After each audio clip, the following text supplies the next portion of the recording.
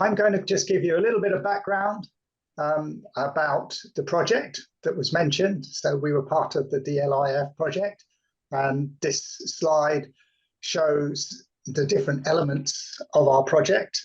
You can read about this if you want in various places on the British Council website, or we have our own blog post about this kind of thing as well.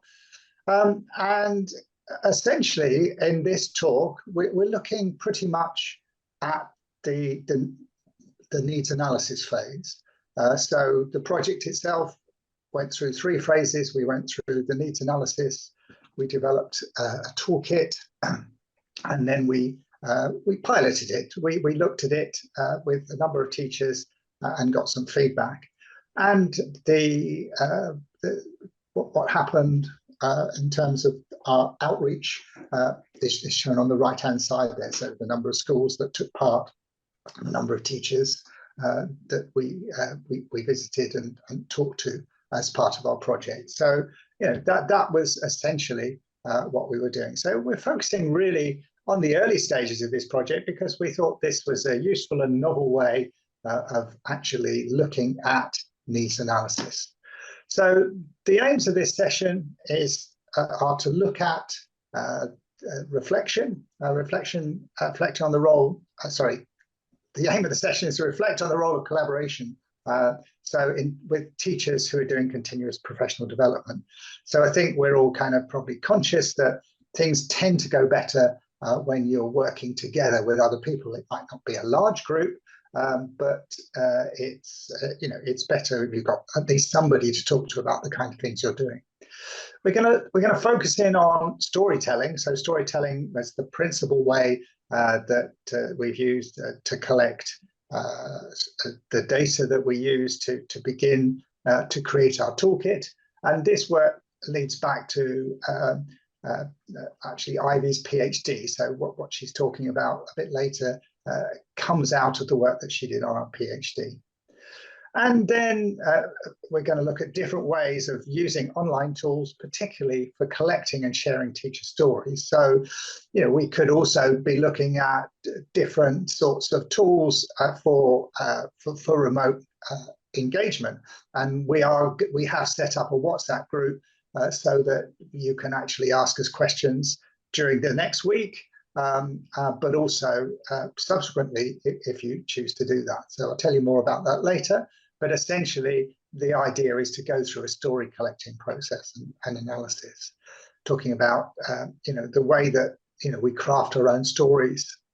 And the idea of having 2 sessions, just to reiterate, there are 2 sessions to this. So I know it's a bit unusual, but it's not normally the way that these British Council sessions operate. But we thought it would be useful not just to talk about it, but to engage with you in actually collecting some more stories, and then next week actually looking at a process by which you can explore and analyze those stories with a view to using the ideas that you've collected as parts of those stories in collaborating further, maybe in an online session, in a tool like Zoom, for example, or using WhatsApp or Telegram or one of the other many ways that people communicate, Facebook, for example. So there are 2 sessions. The first session is this one, which sort of sets the background and talks about things and sets you up with a task. So there's a task at the end for you to do. There's a WhatsApp group for you to join as well if you want to. You don't have to join the WhatsApp group, it's not required. And then next week we'll come back and we'll look at some of those stories together and talk about some of the issues that are raised, and then propose some other things at the end. Okay, so the first thing we want to talk a little bit about is my volume very low? I noticed somebody saying that. Is that true? Can people hear me generally, or is that just... I can hear you quite well, Gary. Can hear you fine, Gary. Continue, please. Okay, right. So I just sort of saw that out the corner of my eye. Okay, so yeah, okay, great. So I'm going to talk a little bit about communities of practice. Well, I'm not going to talk about it. I'm going to ask you to talk about it. So I'm going to ask you to put your ideas in the chat. So we talk about this term, we bandy this term around, communities of practice. How would you define one? Do you have any ideas about what a community of practice is? You may never have heard of the term, but you probably have. So what do you think a community of practice is? So put your ideas in the chat. So type whatever ideas you have about communities of practice. You might say something about where it comes from, if you know. I'll give you a couple of minutes to start typing. There we go. Lots of people typing already. Accountability partnership has a similar concept, okay? There you go. There's a new term for me. I didn't know that term, so that's useful to know.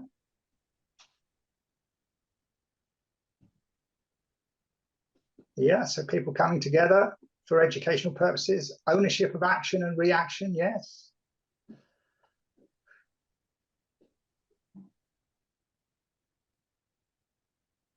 Yeah, so people are talking about the sorts of things. So a community of practice, I mean, the ideas come from two academics, Jean Lave and Etienne Wenger, who developed the term, the idea of a community of practice. And essentially, it's about coming together to do things. So if you look at the two words, so you look at the word communities, people have mentioned a lot about community. So somebody there, S. Chowdhury, has mentioned thinking and acting together. So yes, that notion of practice, so that engagement. So it's not just a matter of exchanging ideas and knowledge, it's about engaging in particular bits of practice. So you take things to your community and you do things together. Okay, so there are lots of different examples, and we'll come to that in a minute. So, oops, there we go. So why is it significant? What's important about communities of practice? Why do you think we talk about them so much? Why have they become part of the general discussion in amongst teachers? What do you think?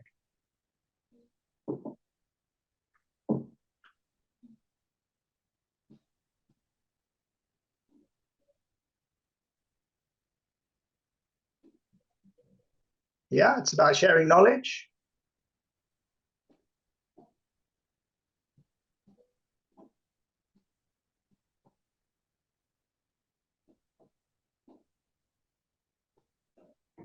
Yeah, somebody's saying they're similar to classrooms, but because of digital, we can access people outside. Well, communities of practice are not just necessarily a digital space, they can be a physical space as well. So you can get together as a community of practice, in a classroom.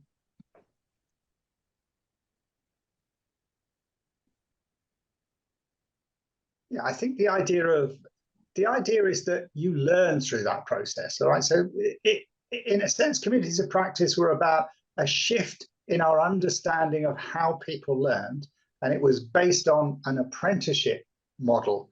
So the idea being that you learn together, so you learn from other people. So it's not just about exchanging sort of knowledge, traditional knowledge that's included in books or on the internet or something like that. It's about working together. So the idea of allowing teachers who hold knowledge about classroom practice to get together and exchange that knowledge about classroom practice, rather than relying on people like me, who work in sort of academic institutions who are at a distance from the classroom. That's what people say, so that you're actually engaging in it. People talk these days about decentering research, so the idea of bringing research back to the space. So people talk about different types of communities of practice. Do you have any ideas on what different types there might be? Have you got any idea? Have you got thoughts about what different types there might be?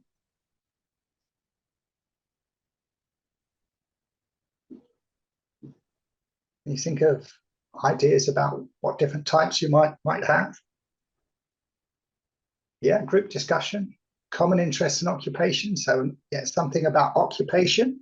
So obviously we're talking about teachers or teacher educators. Yeah, people with the same jobs. Yes, so maybe people who are lawyers or people who are mathematicians or people who have, yes, exactly the same hobbies. So people who are trumpet players like me, we might get together into a community of practice to explain ideas about how to do things. So hobbies, yes. Yeah, so teacher activities groups, that's a sort of particular term that's been coined more recently, the teacher activity groups. So that's connected to the idea of community of practice. So book clubs, yes, so you can do for book clubs. So you come up with lots of ideas there. So these are the ones that are generally talked about, and a lot of these have already been mentioned by people. So helping communities, good practice communities, community develop and share knowledge, professional communities, communities about hobbies or interests. All right, so those are typically things, but people have already mentioned those. So you obviously got a good idea of the sorts of things that are available. So things are coming up still, community groups, readers groups.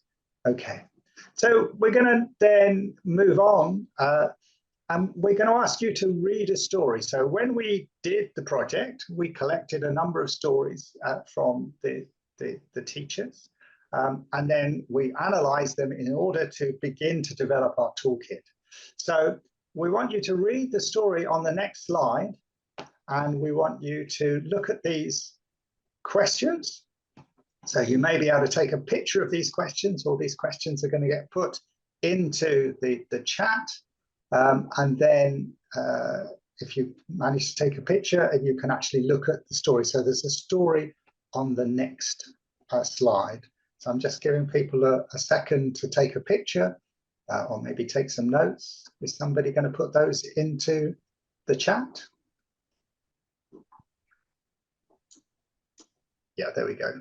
So they're there. So Felix has done it. Well done, Felix. So just read through this story. So this was one of the stories that's relatively short, as you see, but just read it through, think about those questions, and just give it a few minutes so that you don't start typing too quickly and the questions disappear. So look at the story, think about the questions, and then put some of your thoughts into the chat.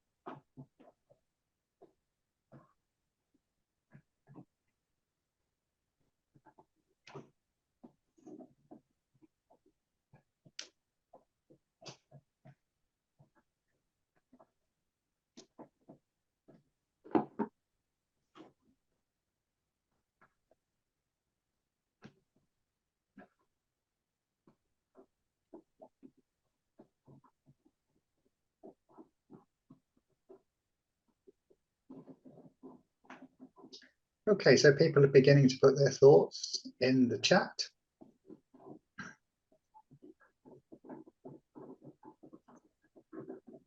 Talking about feeling empathy with the writer. Understanding local culture and background, yes, so it's relatable to you. So you immediately start sort of beginning to think, well, that's a bit like my situation.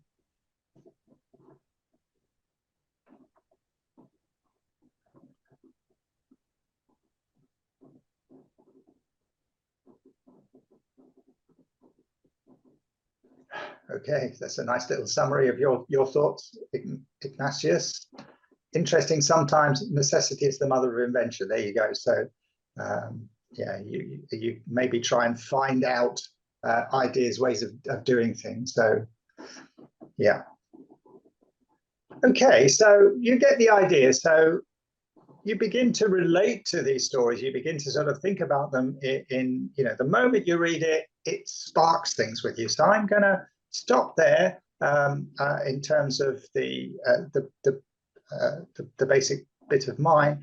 I'm going to show you this slide where we actually have, if you can link onto this, so if somebody puts this into the chat. So here are a number of other stories these were some of the stories we collected, so people can have a look at these.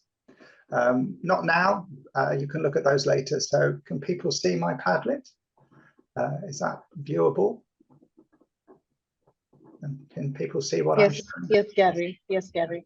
So this is what's called Padlet, and Felix is going to talk about this if you don't know this program a bit later, but this is a series of other stories that we collected. And we've actually also set up a WhatsApp group. So we've set this up in a way that you can join this if you want. You're not required to join this. British Council, not British Council, this is the University of Manchester who set this up. So if you'd like to join it and carry on the discussion over the next week and maybe after next week as well, then please join it. It's an opportunity for you to ask further questions or to talk about the different stories that are on that Padlet. Okay, so this information will come to you again in other forms. So let's move on. All right, so you can use the. Okay. Over to you, Ivy. Yeah, thank you, Gary. So Gary's been talking about communities of practice, and I'm going to talk a bit about stories and how we think that stories and communities can complement each other, or stories can be used for communities of practice. But before I go into talking about stories, I want to ask you, so do you like stories? How do you feel when I say stories? You can use the chat to tell me. You love it. Yes, Gauri. Yeah, me too, completely. Stories connect us. We feel good. We love it. What about Gary and Felix? Do you love stories? I'm a big fan. Yeah. Yeah, I've been a story reader, I suppose, and teller all my life. Oh, great. So we can see like there's something about stories that inspire us as human beings, right? So I'd like to share a quote, and it's quite an old quote, but I like it. It's about stories, and it's from Hardy. And the concept that is put forward here is that we navigate the world not only through our bodies and spaces, but we somehow make sense of our lives and go through our lives through stories. So our brain remembers information or our experiences in a story pattern. We organize our experiences through stories. The stories that we hear, the stories that we tell, the stories that we repeat, we internalize them and we use them to guide our day-to-day activities. So there are famous scholars like Jeremy Bruner, then Hannah Arendt, then Martha Nussbaum, who kind of all argue that stories are central to being a human being.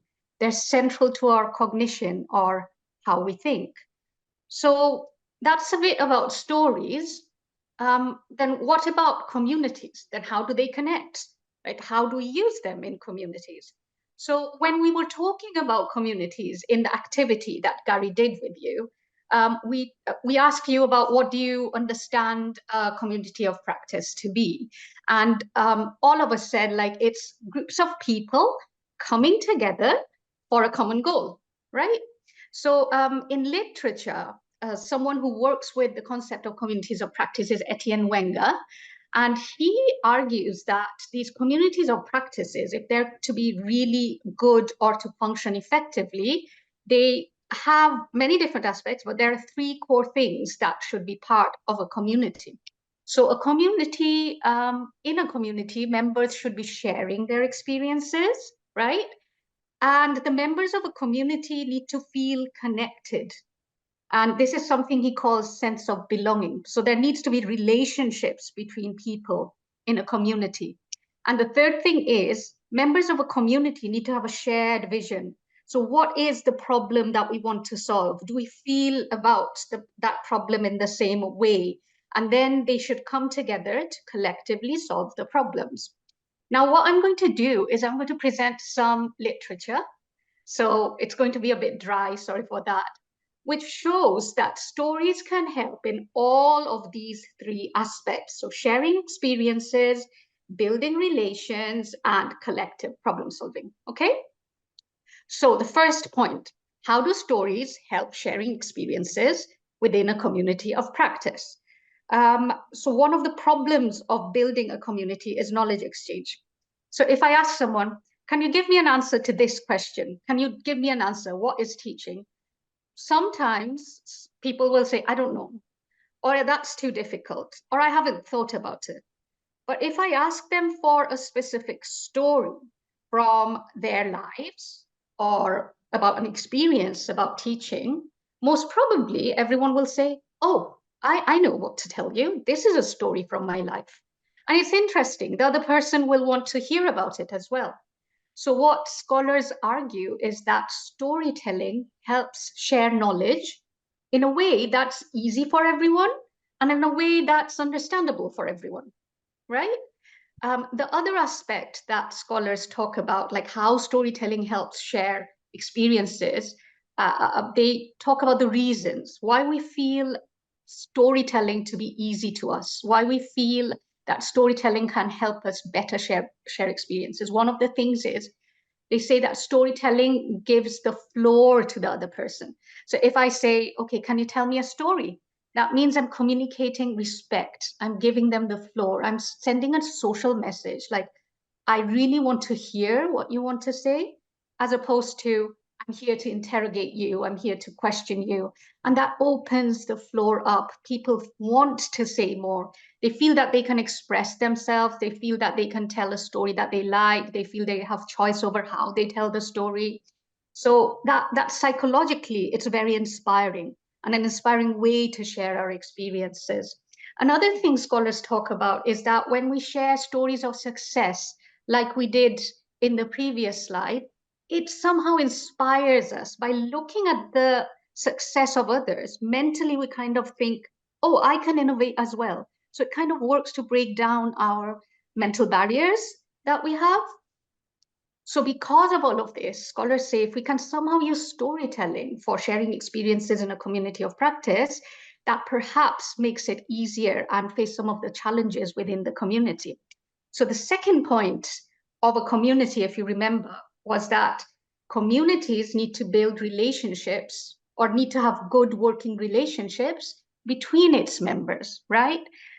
We need to have trust between the members of a community.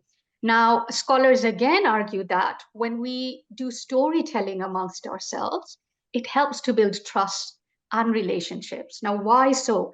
There is a bit of neuroscience that backs up this claim. So what this neuroscience research says is that when we start telling stories, we immediately start feeling good.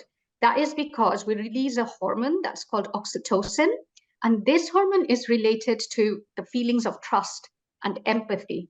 So because that hormone is released, the minute we say, oh, how do you feel about stories? You'll say, I love it. I like it. It's a feel-good feeling.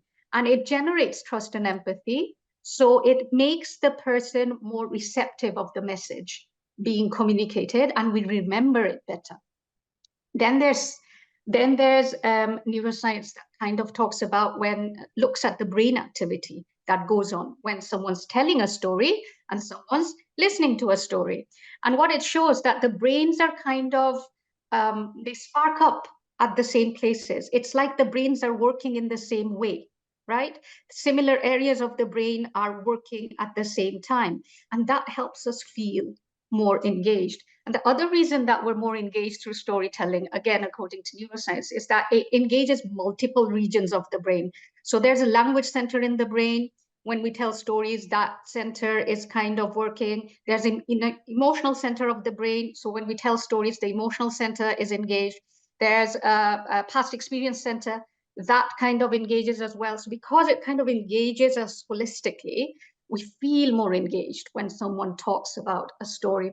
Another point I wanted to make about stories, you've mentioned this already, is sympathy. It helps us feel sympathy for the characters.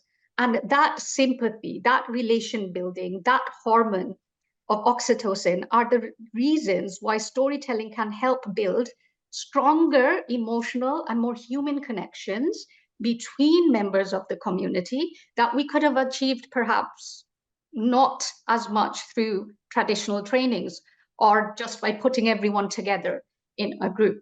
So the third point, if you remember, about communities of practice that Wenger talks about is communities, a good community will work together to solve problems, right?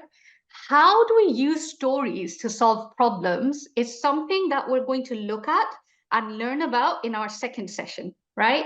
But for the purpose of today, I want to leave you with one concept that we call narrative intelligence. So what scholars say is that as human beings, we don't naturally only know how to tell or listen to stories. We also know how to analyze stories. So if I give you 3 or 4 stories, what your brain will do, your narrative intelligence will kick in, and you'll automatically start to spot the commonalities across those stories. So when we look at 3, 4, 5, 6 stories as a community, it's easy to kind of look at, oh, these are the problems. These are the patterns that we have.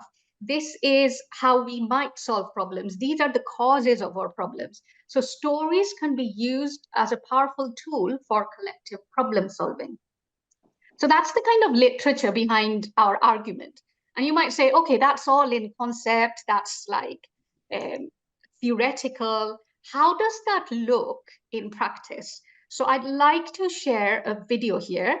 It's a case study from rural India where stories were used, right, to collectively solve problems. And as you're looking at the video, I want you to think about, could you use this method with your own teacher communities? And what is the implication for your own teacher communities? And as I said before, how exactly to do this, we will address in our second session.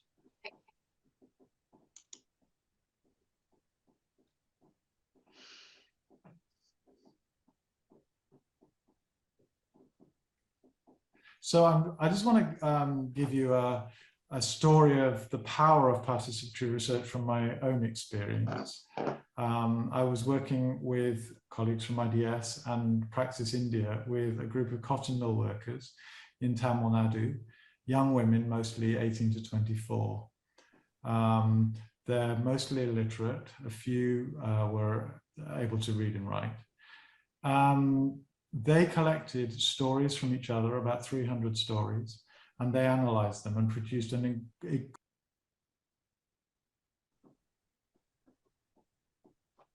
incredibly comprehensive systemic analysis of their own situation and the various causalities which led to different outcomes. That analysis then led to the creation of action research groups. And the action research groups explored a range of issues, one of which was why they were so dependent on the moneylenders and how that led to their employment in the cotton mills. So the group decided that they were going to do a full-scale survey of all of their village to look at what they spent their money on. And they were quite surprised by the results. So they discovered that a large amount of money was being given as contributions to the temple. And another big chunk of money was being spent on marriages and gifts as sort of exchange relationships between families. A third chunk of money was repayments to the moneylender. And a fourth big area of expenditure was alcohol. And there were some other ones, but essentially basics like food, shelter, clothing, and other important issues like education came out at around 20% of their total income. And if you think these are bonded laborers that have the tiniest income that you can imagine, then you can see how small that amount of money is. So they decided that they had to do something about it.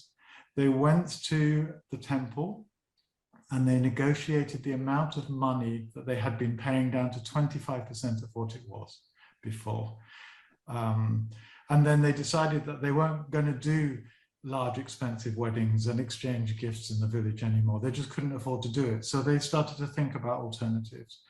And they essentially kicked the moneylenders out of the village and stopped them coming in and lending money to individuals. And they closed down the liquor stores. So this is an example of a community analyzing their own situation, looking at where they could make changes, taking that action, and then opening up the door to be able to have a different sort of household financial situation, so that they weren't dependent on the moneylenders and they weren't dependent on that bonded work in the cotton mills. That story was picked up by 8 other actions. So can you use the chat area to kind of share your thoughts, or tell us, like, do you think that we could do the same process with teacher communities?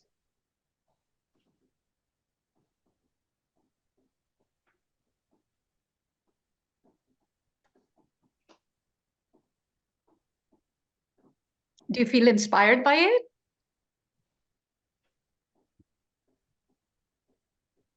Collective problem solving always works. Yes, because we're coming together. Yes. Yes, I think so too. Like, if we come together and we can build those relationships between ourselves, if we can have a shared common goal, I think it makes it easier. And as teachers, I know, like, we do face similar classroom situations. We just need to sit down with our stories, look at the patterns, try to understand, like, what objectives should be for our communities. Yes, absolutely. Felix and Gary, do you have anything to add to this? No, really, I think you've made it clear, and as we'll talk maybe next about the tools we can then use to be able to find those stories. But obviously, as the colleagues also agree, this is something that can be used in building our communities and trying to identify our needs, which we also did in the project. Yeah. Yeah. And then I like this comment that talks about, I think Deepa P, I missed it, like, it makes it less stressful when all of us are coming together to face our problems. Yeah. Yeah, So, I think you can yeah. if you can negotiate. I mean, and this is one of the things that people talk about. Quite a lot of people mentioned about the kind of authorities, the local authorities. But if all the teachers are able to negotiate with, I don't know, the school or beyond the school into the local community, maybe that makes them more powerful in the kind of way that they did that. So you do an analysis, you collect your data, you have evidence. You can say, look, you know, we're spending all this money on these things. What about the things we really need? So yeah, it's very, very powerful. Yeah, I completely agree, Gary, about the negotiation aspect. When we come together, that gives us power rather than as individuals. Yeah. So as Divya says, communities drive change. So let me hand over to Felix, who's going to talk about what kind of technologies can we use to do this? Thanks, Gary and Ivy and everyone else. We're talking about sharing our stories, and obviously as a community, we'll have to find tools that work for us in being able to share those stories. Some of you talked about how the digital has enabled us to be able to connect with people who are not there. But the other advantage of the digital space is that, or tools we can use, is that we have also that flexibility of being able to share the stories in a way that works for us when we are ready. We are already using different technologies, and this workshop is an example of where we are using technologies. But when we want to use the technologies we have access to be able to assess our needs as part of a community, we need to take into account a few practical considerations, starting with what we want to do. So now we know that we are looking for tools that we can use to be able to share our stories, so that we can use those stories to be able to assess our needs, to analyze those needs, and then to use those to be able to decide what to do as a community to move forward. And so we need to think about, do we have access to those technologies? Sometimes you can find there are all those shiny tools that are there, we hear about or we see about, but we have to consider, are they accessible to us? As teachers, we may not necessarily have a lot of resources like money to invest in buying very shiny tools, but we can still find other tools that are available for us. The next thing to consider is can we use those tools? Are they easy to use? All the technology acceptance models you look at, they usually talk about the issues around people being able to use technologies. And sometimes, even especially in schools, you may find that schools invest in certain technologies that maybe teachers are not able to use because maybe someone up there at the higher level decided that this is a good tool, let's buy it. And you end up with tools that don't work. But sometimes it's also very important to start with what we already have, what we already use, because that makes it easier for us to be able to work with them, because there won't be any more investment in learning how to use those technologies. Now, that is one side, the practical aspect of it. The other aspect is obviously what the technologies do, or if you want to use the fancy word of affordances, that is what the technology can do for you in a particular situation. Now, we already know what we're trying to do, and we have to look for affordances based on that need, that purpose we have for the technology. So we are looking for technologies that enable us to share our stories. And so we have to consider whether we can actually share stories, post stories on those tools. If we are considering to post the stories, maybe it's possible that we may want to edit the stories we have shared. Can we do that? Does the technology we have chosen allow us to do that? We talked about community building, and some of you expressed empathy with the story, the teacher we shared earlier. You might, if you read a story like that as part of the community, you may want to express to the teacher that you maybe share the same problem, or maybe you have faced a similar issue and have wanted or solved it, or maybe wanted them to start more working together to find a solution. And that is something you can do. Now, if you're choosing a tool with the purpose of doing that, then you have to take into account whether it will be possible for someone to come in and contribute to that discussion or share their comment. Now, there is also a possibility of saying someone has posted a story, I want to bring it to the attention of others, can we share it? So sharing is also another possibility. Not all tools are necessarily going to be able to do that. And lastly, you may want to consider in which medium are you going to be sharing the stories. Obviously, the easiest way is to say we are going to type and put the text there. But there is also a possibility of adding other images, for instance, videos, or maybe recording audio to add to the post, or simply replacing the post with a video, sharing your story as a video, or maybe recording yourself telling the story and sharing it with others. Those have different advantages, and making sure that you take those into account if these are things you are going to be doing, then that's important. On the next slide, we are going to talk about how we are approaching this. So we are using Padlet. You have seen the stories.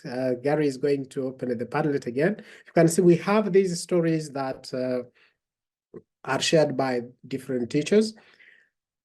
As you can see, there are it's text, but you can also do other things. You can, for instance, Gary is helping to illustrate, you can include other forms of media. You can add videos, for instance. You can add photos. As you can see, Gary is already here. You can take the pictures and add the pictures, but you can also upload the pictures. You can add additional resources, additional links to the stories you are sharing. And we are using Padlet because of all of these functions that are available for us to use. But a key factor that we shouldn't forget here is that while there is a possibility of adding all of these functions, there is also the idea that we have access to this technology. In fact, we are using a paid version of Padlet. So that means the university pays for a license. You may not want to pay for a license because A, not everyone will have access to that license, and B, it may not necessarily be a very good investment. and see how long, if you wanted to keep the community for very long, even if everyone would have access to the paid version now, is that going to be a long-term solution? Because we are thinking of building communities, not communities that are going to disappear tomorrow. So there are other considerations you might want to think about. Something like other tools, for instance. You could use a Google Forms, for instance, like the one you have there, to collect those stories. And again, you have to consider what are the features of this tool that you might use. You could use alternative tools. You could use Google Docs, for instance, or maybe Tencent Docs, or other spaces you might think about. I would like to invite you to try and share in the chat what other alternative tools you might want to consider and why you might want to consider those in the chat. Maybe if I will give you a couple of minutes. And Facebook, I can see there is Facebook communities. So we think about why we would want this to work and whether it has the ability to enable us to be able to go back to those stories we have shared and then use them for community building. And that is the key. We are not just sharing stories. We are sharing stories so that we can use them to identify as a group what we need to be able to move forward, to develop what actions we need to take next. And as we do that, we can then build our teacher communities and help each other grow and develop. So we can see quite a few examples here. We have Jamboard, we have Padlet, sounds great, quizzes, word wall, yes. So we have quite a few options. Now, a key is for the community to be able to agree on whether it actually works for everyone. And then from there, you can say, let's move forward. Up to you, Gary, for next week. Yeah, so we're running out of time, which is why I'm pushing you, Felix. But I had a notice. Contributions. Sadly, Jamboard is almost no more. It was a great tool and is disappearing. But some great ideas there from you. So what we want you to do for next week. So we're going to continue this session next week. We're going to actually collect stories. We're going to use the Google form because we understand that Google Forms are probably reasonably accessible in India. That's our understanding.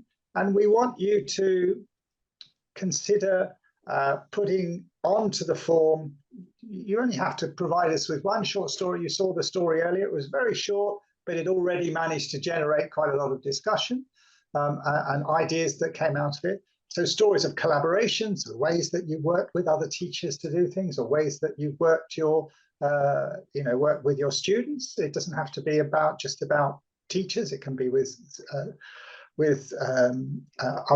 students as well in your classes, or the way that classes collaborate perhaps to do things. So yes, could somebody share the link in the chat for people so that they've got access to the form? So the idea is you fill in a form with your success stories, or maybe about challenges. We're not necessarily looking for challenges. Challenges is what people always talk about, but we're looking for success. The British Council specifically talked about the idea of, they talk about teaching for success. So let's sort of emulate that. And the other idea is to look at those other stories on Padlet, on the Padlet that we posted before. So if somebody could post the Padlet again. And I see that some people have already joined our WhatsApp group. So well done for managing to join the WhatsApp group. We've got sort of a number of people already on there. So the idea of over this week, you can continue, because we're going to run out of time and not have any time for questions, I don't think. I'm not sure how many there are anyway. So if you do want to join the WhatsApp group and just to ask questions. You don't have to stay in it. It's just for the purposes of this webinar, unless people want to continue chatting beyond the webinars 1 and 2. Fill in the forms, try and do it by Tuesday. All right, so Tuesday is our cut-off point because we want to have a look at them. And so So next week, we'll learn how to use your stories as a means for collectively addressing problems. We'll analyze the stories together, identify common needs and strengths of the community, and generate objectives and actions and ideas for the community.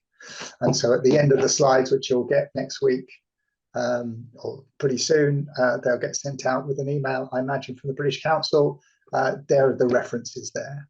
So do we have any time for any questions, Priya?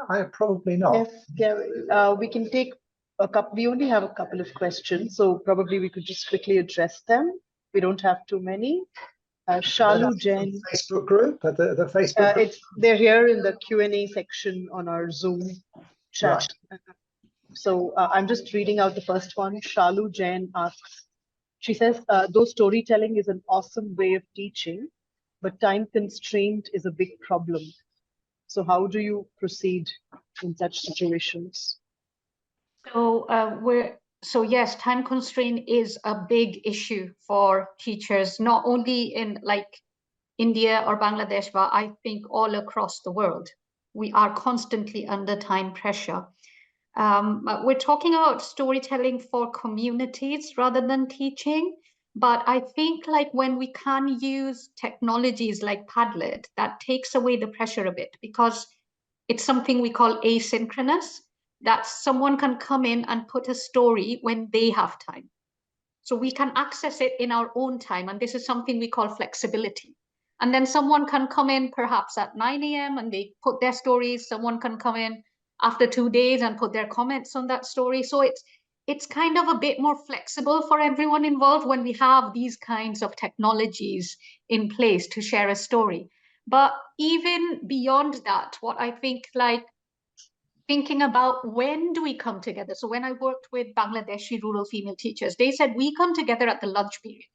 That's when we already share our stories. So we're going to use that time to just think through our stories. So thinking through what's already there, how are we coming together as communities already, and using that as a storytelling time or these technologies, I think that might help a bit. Gary, Felix? I was going to say, I mean, you can, of course, use storytelling in the classroom as well. I mean, you need to weave it in. So, I mean, typically you might ask, your students, well, what did you do at the weekend? Or so you're inviting all the time. You're inviting stories. What did you have for dinner yesterday? Tell me what you had for dinner yesterday, and who cooked it. And so that becomes a story. So they tell the story of how they're, probably their mother. I shouldn't say that, but maybe their father prepared the dinner, and you get those sort of stories coming through. So stories are sort of an intrinsic part of teaching as well. So the thing about AI and storytelling as well, I see. Yeah, that's right. I think many people are asking about how to use stories for teaching, whereas like Ivy mentioned, the session mainly focused on storytelling for communities of practice.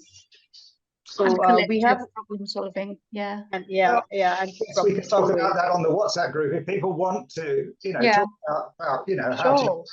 There's already, there's already an issue there that people want to raise. So if you want to use the WhatsApp group to talk about that, and we can always build that into the next session as well. So certainly.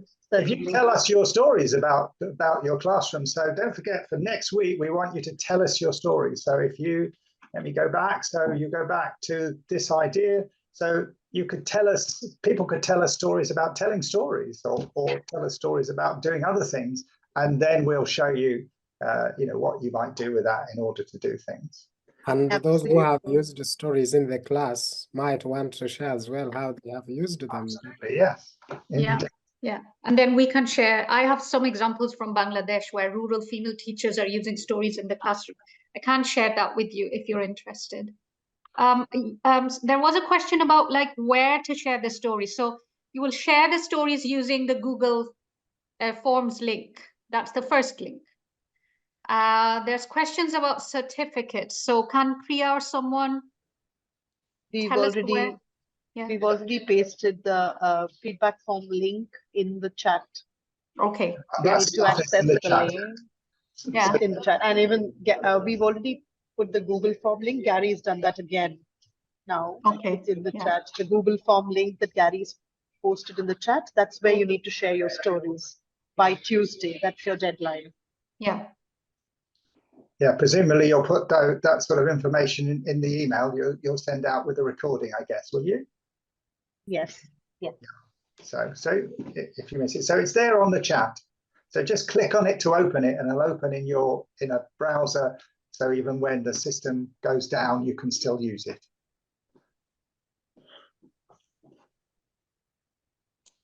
That's it. Shall we stop there? Yeah. Yeah. Thank you, Gary, Ivy, and Felix, for a very insightful session. We're really eager to part 2 now, and so are the participants. As we could see, I think they engaged really well. It was a very engaging session. Thank you very much for your time. And participants, the feedback form link is in the chat here and on the Facebook live comment section. And we really look forward to seeing all of you back on 26th of April with a lot more stories to share. And we hope to meet you next week. Thank you. Mahua, could you please stop recording? And Semini, you could stop the live stream as well.